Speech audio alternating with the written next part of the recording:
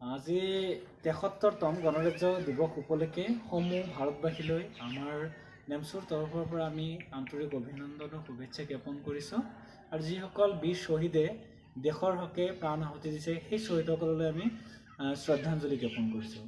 আৰু এই চগতে এটা কথা ক'ব বিচাৰিছোঁ যে সাম্প্ৰতিক সময়ত অসমত যেনেকুৱা ধৰণৰ ইনকাউণ্টাৰ চলি আছে, সেই ইনকাউণ্টাৰসমূহ এনেকুৱা ইনকাউণ্টাৰ হৈ আছে যে নিৰপৰাধী আমাৰ দৃষ্টিত নিৰপৰাধী লোকসকলে ইয়াৰ বলি হ'বলগীয়া হৈছে। গতিকে এই ক্ষেত্ৰত আমি এটা কথা ক'ব বিচাৰোঁ যে ইয়াৰ আঁৰত বিভিন্ন ধৰণৰ ৰহস্য লুকাই থকা আমাৰ অনুভৱ হৈছে।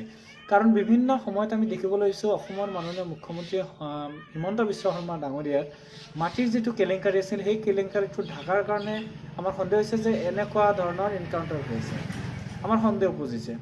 তো আমি এটা সময়ত ক'ব বিচাৰোঁ যে অসম পুলিচ হৈছে স্মাৰ্ট পুলিচ বুলি কোৱা হয়। কিন্তু সেই ক্ষেত্ৰত আমি কি দেখিবলৈ পাইছোঁ? কীৰ্তিকমল ভূঞা এজন নিৰীহ লোক, নিৰীহ যুৱক, আৰু সেই নিৰীহ যুৱকক ইনকাউণ্টাৰ কৰিব লগা হ'ল। আমি বিভিন্ন সংবাদ মাধ্যমৰ পৰা বা তেওঁলোকৰ প্ৰতিক্ৰিয়া আমি পাইছোঁ যে তেওঁক ডাইৰেক্ট ইনকাউণ্টাৰ কৰিছে। কিন্তু এটা কথা আমাৰ বাৰুকৈ আচৰিত লাগি আছে, সেই কথাটো হৈছে যে অসম পুলিচৰ এনেকুৱা তেওঁলোকৰ নাই নেকি, ট্ৰেইনিং নাই নেকি যে তেওঁলোকে এজন মানুহক ডাইৰেক্ট গুলিয়াই এনকাউণ্টাৰ কৰিব লাগে? তেওঁক ধৰাৰ কাৰণে তেওঁলোকৰ কেপাচিটি নাই নেকি? কেপাচিটি হেৰুৱাই পেলাইছে নেকি? ইত্যাদি ধৰণৰ বিভিন্ন প্ৰশ্ন এতিয়া উদ্ৰেক হৈছে।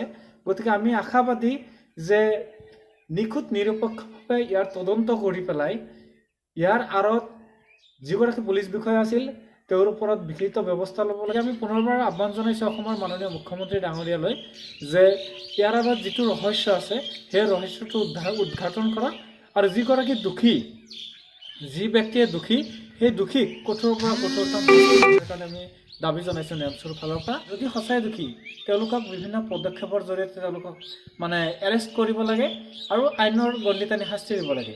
ডাইৰেক্ট ইনকাউণ্টাৰ কথাটো আমাৰ মানিবলৈ খুবেই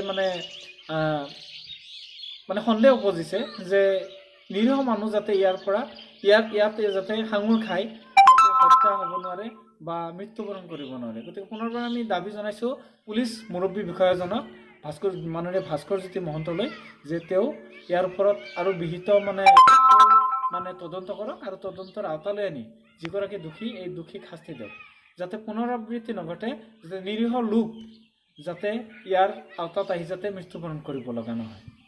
আৰু নিৰপেক্ষ তদন্ত অব্যাহত ৰাখক আৰু